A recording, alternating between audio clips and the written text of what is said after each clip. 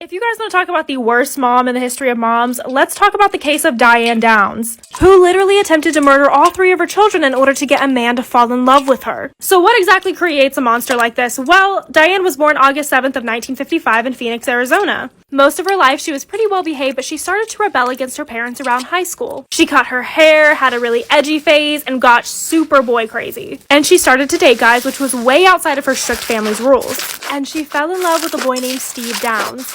They were high school sweethearts, but the second that college hit, they ended up going separate ways. He joined the Navy, and she went to Pacific Coast Baptist Bible College. And while they said that they would stay faithful to each other, she immediately started to hook up with other guys when she got there, and was expelled for her promiscuous behavior, and had to go back and live with her strict parents. While Steve came back, he forgave her, and they ended up running away together and getting married on November 13th of 1973. They were known to fight constantly. But in 1974, they had their first child together, making everything worse. Part 2 to the Diane Downs case. Well, the marriage between her and Steve was beyond rocky, and having their first daughter together, Christy, did not help that improve. And 6 months after she was born, Diane ended up leaving Christy with her dad so she could join the Navy, which only lasted 3 weeks because she had to leave for severe blisters. They had another kid in 1976 named Cheryl, and Steve had a vasectomy immediately after this, but then Diane was pregnant again. So I guess you can imagine how that happened. She did not go through with the pregnancy, but her and Steve stayed together. Later, they moved to Mesa, Arizona, got new jobs, and Diane was having affairs with all of her new co-workers. Got pregnant again, kept this one, and had a boy named Danny. Steve actually still decided to stay for the sake of the kids, and wanted to remain a father figure to Danny, but eventually they ended up getting divorced in 1980, and this is when things got significantly more unstable. Diane started to bounce from relationship to relationship, moving in and out with different men, and then decided to become a surrogate in order to make money, even though she didn't pass all the psychiatric exams. Terrifying. But everything changed when she met a man named Nick. Part 3 to the Diane Downs case. So this is when Diane met Robert Nickenbacker, who went by the name Nick. And she swore that this man was the love of her life. He had separated from his wife and describes the relationship as being intense and overwhelming. He eventually broke it off with her though because he didn't like kids. And this is when Diane became devastated and angry at her own children for getting in the way of her love. Her kids and her moved to Cottage Grove, Oregon, but still couldn't seem to forget Nick. She would obsessively write to him, and she really stopped paying attention to her kids' health. They often went hungry, went without coats in the cold. It was even said by a neighbor that Cheryl had mentioned that she was scared of her mom.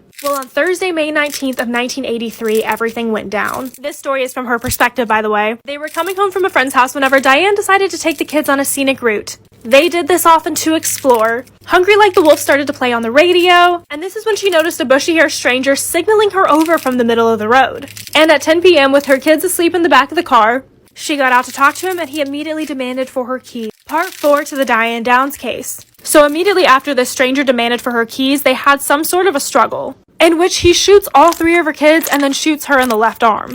In order to distract him, she pretends to throw her keys in the bush, and then uses the keys that are actually in her hand to turn on the car and then drive wildly like a lunatic to the hospital. So she pulls up to this hospital with her kids in bad condition, and all of the medical professionals that were there that night were shocked by her reactions. Her daughter Cheryl ended up passing away, and Danny and Christy were literally clinging to life. And she showed no emotion at all. Not only had she wrapped her own gun wound and not her kids', but she was worried about her new car having blood on it. She seemed relieved that Cheryl was dead, and was shocked when she found out that Danny, her 3-year-old child, had been paralyzed. And she was only shocked because he wasn't hit in the heart. Christy had had a stroke, but she was still alive, so currently Diane was the only witness. And a lot of moms actually felt for her during this time, and were even scared to leave with this man on the loose. But the public opinion didn't last for long. Part 5 to the Diane Downs case. Even though the police were already suspicious of Diane, because she was the only witness, they had to rule out her story. So they got a composite sketch of the guy, and they ended up searching the whole area, where they only found some bullet casings. And her interviews during this time, if you guys have ever seen them, are so weird, definitely worth watching. This woman was eating up the attention so much, and she made this story into this whole overcoming thing where like she battled the patriarchy, ended up actually getting away from this man, like she's kind of the hero in the situation, but didn't show any emotion towards her kids. She went on the Oprah show and would crack jokes and have the crowd laughing. So the police ended up asking her to do a reenactment of this event. And it's truly one of the weirdest videos that you will ever see, because she seems like she's having fun. Any mom being put through this would have found this to be extremely traumatic to relive this event. Instead, she's having fun, smirking, checking herself out in the car mirror, ends up hitting her arm on the steering wheel and says that almost hurt as bad as when, and cuts herself off. And it seems like she was about to say, as when I shot myself.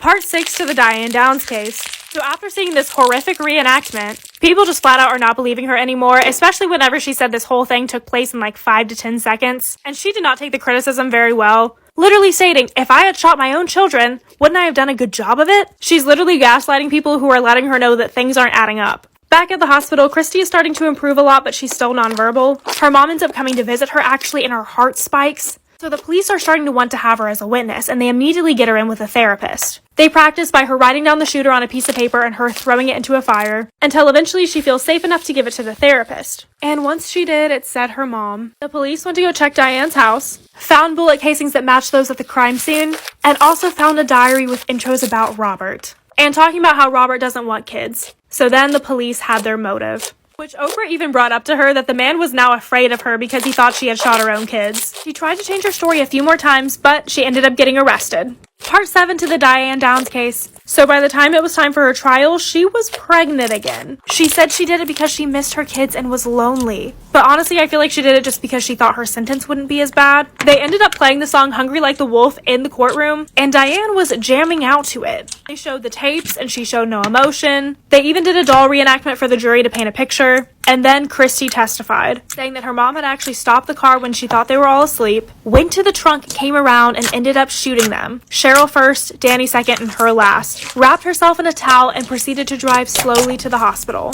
So ultimately, Diane was found guilty. And to this day, she is still in complete denial, thinking that she is still innocent. She ended up having the baby girl in jail, and she was immediately taken from her. This daughter was adopted, and Danny and Christy were actually adopted by one of the prosecutors on the case. Overall, it was a pretty happy ending. But Diane actually successfully broke out of jail for a little bit. If you want to hear that story, come over to my Instagram. It'll be on my middle reels tab. On June 11th of 2014, 4 women and 1 man were indicted for illegally drugging men and charging thousands of dollars onto their credit cards in New York City strip clubs. Now, I know you guys have seen the movie Hustlers. I am a huge fan of J-Lo, and I really wanted to look in the true story that went behind this movie. One of the really interesting things that I found out is that Samantha Barbash, who was played by J-Lo, actually wasn't a stripper at all. But Samantha Barbash, along with her friend Rosie Keough, ended up hustling over $200,000 from men and targeted doctors, lawyers, bankers, while leading a small ring of exotic dancers and strip club workers in a 4-month scheme. To provide a little bit of backstory, Rosie ended up dropping out of school at 17 to work at a diner. And this is really where she learned originally how to finesse for tips.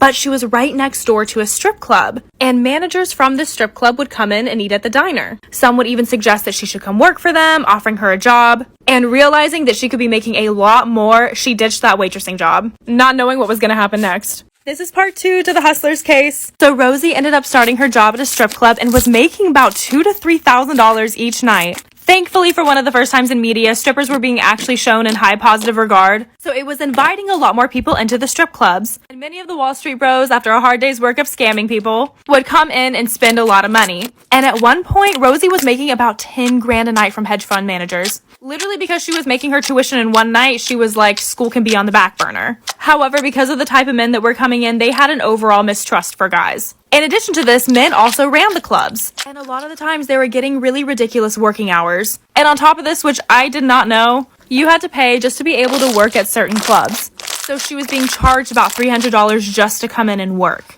Everything was pretty much taxed, so you pretty much had to pay these managers additional money if you wanted them to send good clients your way. As Rosie states in her interview, all the girls collectively snapped.